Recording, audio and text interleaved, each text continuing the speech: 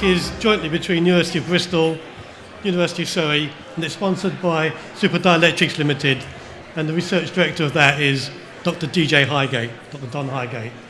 And we're going to start off, first of all, with just reminding you of the basics of supercapacitors. So Ian's going to do this, so over to you. Okay, so thank you for your attention. As you can see, principally the characteristics we've been talking about this morning, really. The batteries typically charge quite slowly, discharge quite slowly, whereas the supercapacitors that we'll be talking about conversely charge rapidly, discharge quickly. So correspondingly, supercapacitor seems to be a good solution for us, but the energy storage heretofore has been quite low. And so essentially we're trying to, through the work we've been carrying out, increase the capacitance significantly in the materials, and that's what we'll talk about as we go through the presentation. So just to give you a rough sort of idea, if we look at a plot of energy density against power density, essentially conventional capacitors sit somewhere down here. Fuel cells, conventional batteries, we're ultimately trying to get towards this sort of region here. This is our aspiration, where we're looking at, you can sort of see the sort of timescales involved, so that we're looking at that rapid charging, rapid discharge sort of characteristic. And it's quite a big jump, as you can see. The comparison here between batteries, when we look at energy density against specific energy, difference between batteries and hydrocarbon fuel cells. Currently, there's a big push to try and get towards the sort of densities that we would expect from the potential for gasoline and diesel fuels. And this image has already been shown. This is already a real-world application. The use in China of the Kappa bus here, which, using an ultra capacitor, gives the opportunity for the bus essentially to charge, discharge, and charge as it's periodically stopping along its route. So that already gives a good opportunity to see where one might introduce the capacitors of this kind into a generic real-world application. As someone once said, let's hope there's no delays because your bus will stop mid-journey, yeah? So it's a bit dodgy at the moment. So these are the basics of supercapacitors. In the old time it was the ceramic film supercapacitor, and the modern ones now are electrochemical capacitors, double layer capacitors, the third one along, and pseudocapacitors, which involve some sort of redox effect. And we're working on the two on the right there, yeah, double layer capacitors and the pseudocapacitors. And we think that we can transform the performance of type B supercapacitors using low-cost passive carbon electrodes, and we can maximise the performance of type C supercapacitors using high-cost active redox electrodes. And we'll talk about that later. To date, a lot of work has been carried out, and if you read into the literature or you have a look at other studies, the move from older sort of first generation supercapacitors into the materials that are currently being used, there's been a lot of effort expended in looking at the surfaces of the electrodes, and quite rightly trying to increase the surface area of the electrodes. And indeed, the work we're carrying out will start to incorporate those materials, those high surface area electrodes. But importantly, the work we've been carrying out has actually been concentrating on the electrolyte. So what you're going to hear about now is essentially a dielectric polymer which is being used in the centre of that supercapacitor. Yeah, so this is just reiterating what Ian said. A supercapacitor is basically two electrodes with an electrolyte in the middle. That's all, yeah. And the electrolytes they use normally are liquid. And our innovation is to make that a solid. So the electrolyte is capacitive itself, so you add that value to the capacity of the electrodes. And as Ian was saying about the nanotextured electrodes, you increase the surface area by putting all these villi on it so that you can get much more surface area for your electrode.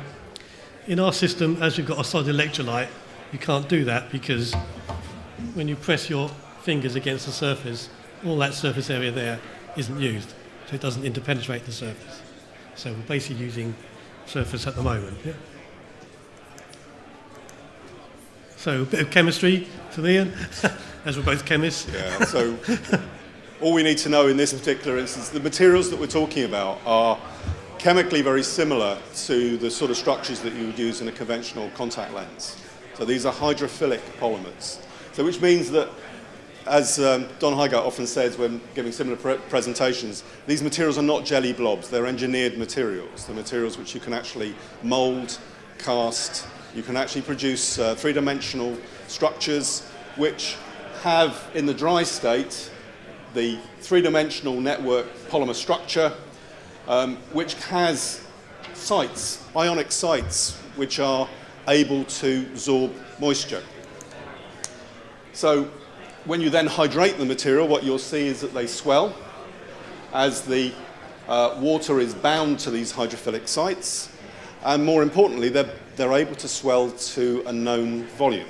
So by designing the structures such that the building blocks, the comonomers that you're using to produce the polymer, by choosing the ratio of the more hydrophobic and the more hydrophilic sites, and choosing the ionic sites correctly, you can produce materials which will swell very predictably.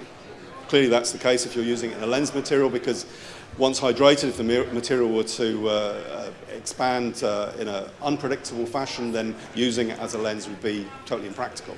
So this material now, if you can envisage, is swollen. It has the bound water, but importantly, within these interstices, you have the possibility for free water molecules which are able to be transported through this open network. So we add to it a conducting polymer, which is P.PSS, which is quite a common polymer. Of course, the conducting polymer is not soluble in water because it's got so many benzene rings and things. So it's complex to PSS polymer, which has those sulfate groups on it, which makes it soluble in water. So that's a carrier, as it were, yeah. And the P-dot is a electronically conducting molecule, so it provides routes for transition of electrons. And on that diagram there, you can see the electrons passing through the network. So that's incorporated into our hydrophilic material. The important thing with that material is that P.PSS, very well known, very well characterized, very commonly used, but extremely hard to process. The material will work well as a film, but what we're talking about here is incorporating it into a material which is actually a flexible, resilient material that we can then incorporate within supercapacitor. So there are basically two families of materials we've developed here. If you add P.PSS to our basic structure and an imidazole, you get two types, industrial grade polymer and a higher performance industrial grade polymer. And if you add an amino acid or EDTA into it, you get a hydrophilic polymer with the amino acid, which is both transparent and bioacceptable. We can't say biocompatible because you have to test them for that, yeah? There's nothing in it that is not present in the human body. And the bottom ones are the ones we use for the supercapacitors work. The ones on the top we designed to make synthetic nerve junctions and things, yeah? So that's another area which I'm going to talk about today. So it's the second one, yeah? And this is work from the University of Bristol, so Ian better talk about that. So initially the work was carried out on essentially slabs of polymer to determine the conductive characteristics and some indication of the capacitance. But in order to move towards this, the devices that we'll show you towards the end of this work, it was important to get some corroboration of the work that had been heretofore carried out at Surrey. And Professor David Firmin, who's based in the School of Chemistry at Bristol, produced a series of small, very simple devices. In this case, what you have is glassy carbon. So the important point being that the surface of the carbon is very flat and very sort of featureless, as opposed to the nanostructured materials that Brendan had just mentioned previously. The polymers on which we were working would sit in between these electrodes, and they would then be encapsulated so that with a silver reference electrode, we then ended up with a small device, very simple device, about 3 millimeters long, but one in which it was possible then to carry out a series of cycling experiments to examine the effects of cycling voltage, changing the polarity of the potential difference across the electrode, and also examining the stability in a variety of common fluids. So as you can see, moving from distilled water through to saline, which would allow you to imagine how that material might perform if it were in a biological situation, as Brennan's said, with synthetic synapses, towards brine, and then finally towards sulfuric acid. And the important thing here is looking at the stability of the response through cycling. Now, this was reported by David Furman, and the report is available on the Supercapacitor Materials website if you would like to look at that in more detail. But the important thing is we were trying to get a feel for the materials as they stand on carbon and on comparing them with conventional capacitors, and then beginning to project as to what might be the potential for these materials if you start going towards extended surfaces. And as you can see, on 301 stainless steel, the capacitances that were being measured were above 1.5 farads per square centimetre. If you move up to 904L stainless steel, you're getting regularly 0.24 farads per square centimetre, but importantly this was on a flat electrode.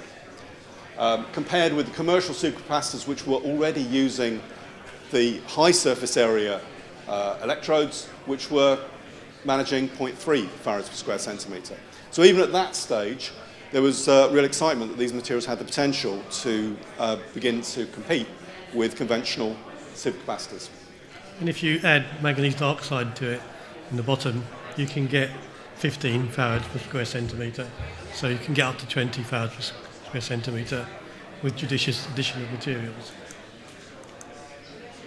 So basically, we know they perform in accordance with the studies, yeah. As Ian said, 4 farads or 0.9. And when we add manganese dioxide, we can get higher, yeah. And again, these are smooth surface electrodes. So we can make low-cost supercapacitors using smooth surface electrodes that exceed the performance of the best existing commercial ones.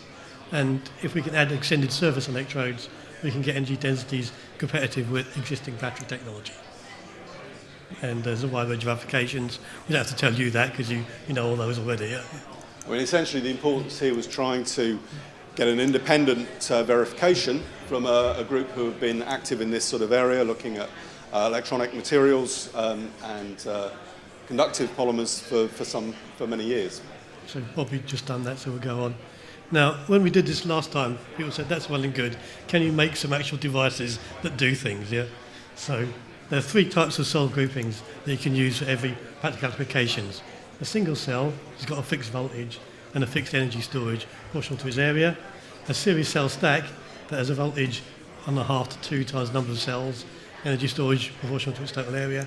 Or a series parallel stack that's got a voltage 1.5 to 2 volts times the number of cells, and the energy storage is dependent on the number of parallel cell stacks. So you want high power ones, the third one, yeah? And we've got 3 simple demonstrations, and we know they've idiot-proofed the presentations here, yeah? So these videos should start automatically, we hope. Yeah? Yeah. So a series parallel cell group is planning to meet any voltage storage capacity. And this is our current device, yeah? 3 cells in series stack.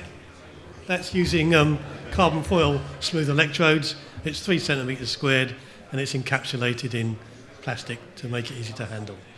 And they're just connected in series in that.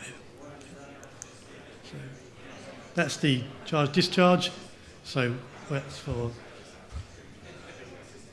3 centimetre pouch cell. Yeah, 3 centimetre pouch cell, yeah. And it charges, discharges, and it's fairly stable. We've done many more cycles now. That's just showing you. And this just shows you the charge-discharge time over a number of cycles, and it kind of converges, which is good, yeah. That's the CD of the pouch, showing that it's stable when you go up and down. And NPL, National Physical Laboratory, is now part of the University of Surrey. So we asked Dr. Gareth Hines, who's the science area leader for electrochemistry, to confirm these results. and the CD for that with smooth electrodes is 0.82 farads per centimetre squared, so it's about 1. And that's just using a single cell driving a fan. So that's the polymer. This is not a pouch cell at this stage. This was actually being run on a single membrane. You pick out the membrane here, this dark blue material.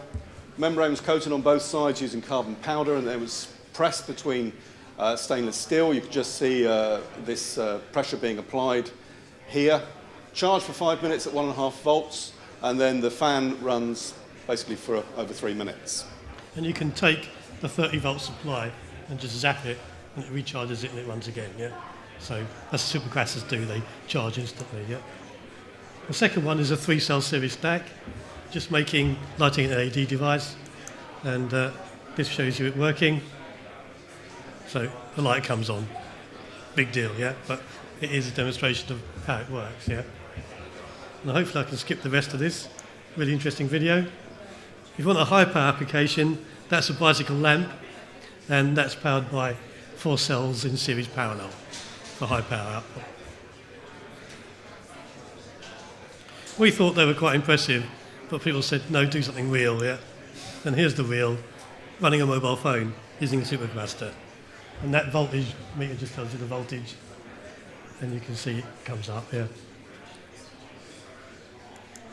No, neither Nokia nor Apple were involved No, in that's the sponsorship. So you take the battery out and you connect the supercapacitor to it. And here's going to tell you about the comparison here. Yeah, so importantly, again, this is the stack that was used in that last demonstration. And just give you some idea of the surface area. You know, the active areas here within these stacks comparatively small, whereas if you take that battery and actually open it out, the surface area within the battery in order to get those sort of equivalent performances significantly greater. So this is a high capacity device. It's a small device. It's got the potential to produce a number of these in series or parallel. So you have the opportunity to produce increasingly complex structures. Yeah, because the area, surface area of your battery in your mobile phone is about a square metre. Those things are double-sided, yeah? And this is about this much. Yeah. So the advantages of supercapacitors, you can recharge them quickly. They've got a very long life because there's no chemical change in the material. You just polarise it, and then you depolarise it. So no chemistry happens. They're safe, they don't catch fire. These materials are 80% water, they can't burn, yeah? There's no rare elements, these are all organic polymers, so there's only carbon, hydrogen, oxygen in them. There's a high cycle efficiency and a wide operating temperature range. So this is our aim, to get to 26 watts hours per gram with 3 farads per centimetre, where we are now, yeah? And we hope to get 180 watts per kilogram if we can get the right kind of extended surface electrodes for our materials. Yeah, that's an important aspect which we've kind of touched on, but because these materials are polymeric, because the dielectric, the material that's actually got the capacitive element is the polymer, it's a water-based polymer, that needs to be intimately mixed with that surface of the electrode. And so if you've got a very extended surface, as we talked about with these nanostructure surfaces, with these villi or with carbon nanotubes incorporated, those materials need to be intimately mixed and then polymerized so that you get good intercalation between those two surfaces. Yeah, that's right, because if you try and take an extended surface area and put the liquid polymer on and then cure it, what it does, it clips off all those extended villi, yeah? So you don't get an extended surface area material at the end. But we're working on ways to add surface area materials, which we won't talk about at the moment. So this is Superdielectrics' vision.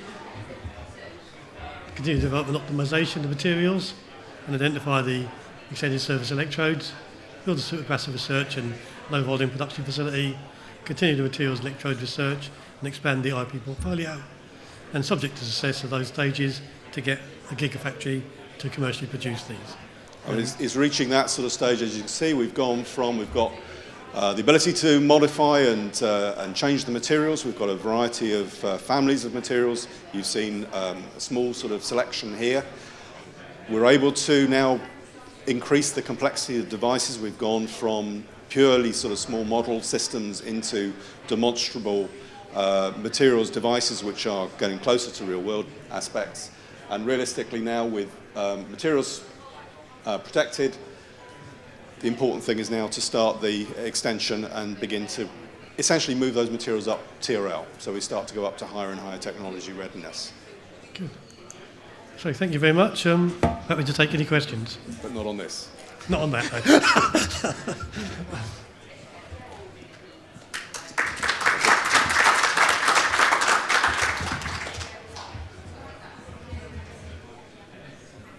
Okay. My question is around the time a supercapacitor can hold a charge for before it starts leaking, or is typically what is that time? We've done charge stability studies on our materials, so after about an hour or so, we're down to about 2/3 of the charge, and it will keep that for about another 24 hours. Yeah. Another 24 hours. 24 hours, okay. Yeah. And then but you can recharge them very, very quickly, yeah. So is that an area where you're trying to improve on, or doing any research around the holding charge? yes, that is obviously an area that you want to do. If you want to use them in regenerative braking applications, you don't need a long charge storage. Yeah. If you want something else, then you do. So you're absolutely right. Yeah. Excellent, thank you. I mean, that discussion about, if like, extension of the work to include development of facility, i.e. research facility, then that's where we start to address those sorts of issues. There are a number of chemical and engineering aspects kind of in play at the moment and in development, but it's getting that opportunity to expand them. Hi, John Tuck, AGM Batteries. Yeah, thank you. That was a great presentation and looks really promising for the future. Just curious though, how do you connect the electrolyte to the current collector, and how do you maintain continuity across the two bodies? We're talking about how we maintain the continuity of the systems, yeah? The electrical continuity. Yeah, well we press the electrodes together, yeah? So the pressure holds it together. And with a supercapacitor, the material has to be exactly the same for it to charge the same way, yeah? So you've got to produce materials that are pretty much the same, yeah? And if they're different, then one cell might charge differently than another, yeah? Yeah, so absolutely. you've got to make sure that they are exactly the same, yeah? And we can do that. Yeah? These materials can be cured a variety of different ways. They're essentially acrylate polymers. Okay. So they can be thermally cured, they can be cured using UV radiation, they can be cured using gamma radiation. So being able to achieve a consistent degree of polymerization, a consistent molecular weight, if you like, for the cross-link, that's all about the time and exposure. So we've done a lot of work over the last 3 years now to examine essentially the relationship between degree of polymerization and what that means for hydration and sort of finer properties. So, and indeed, one of the work wasn't shown here but was examined by David Firmin was from an older polymer that we had purchased at the very start of the work, and another freshly purchased and polymerized, and the materials were compared, and so stability, long-term stability materials was broadly comparable. Excellent. But just to clarify, what you're looking at is a pressure contact rather than a glue or using... No, it depends on what you're using as the counter surface. Right. It has the potential as an acrylate to adhere. Excellent. In this particular case, these are simply polymerized against the surface, compressed against the surface, Yeah. but with the appropriate functionality on the surface, you can certainly envisage those materials would bond.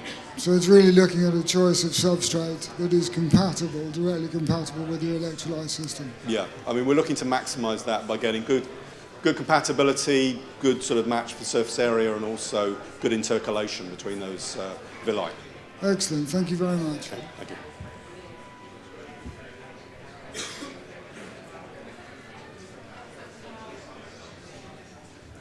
Hi, nice presentation and good overview. I had a question relating to the upscalability and cost aspects of PEDOT-PSS. Because it's of course an exotic polymer, it's an electronic conductive polymer. If you have to beat the cost at which it can be produced and used, how do you foresee it being applicable in your case? The work, I mean, when the work started several years ago, we were looking at appropriate polymers in which to incorporate within the material. And we went through a series of different conducting polymers. We settled on PSS simply because of the high conductivity. There were others that were probably more scalable, or one might look at polyaniline or other materials of that kind. The technology is compatible with that. It's just that we essentially started with a material that would be widely understood, against which we had good benchmarks, so that we could actually examine our materials directly against those. So in terms of scalability, swapping out one material for another conducting polymer, perfectly applicable. And of course, it's not a conducting polymer, so you've only got 1% of P.PSS in our material. Yeah, that's purely the carrier. We don't actually want it to conduct. 1%, you mean? Yeah, okay. Yeah, so that's the carrier. Yeah, so swap that out for another conductive element. It's perfectly fine. This is the support and the hydrating element that keeps the material fluid. Thank you. Thank you. Okay. Thank you very much. Thank you.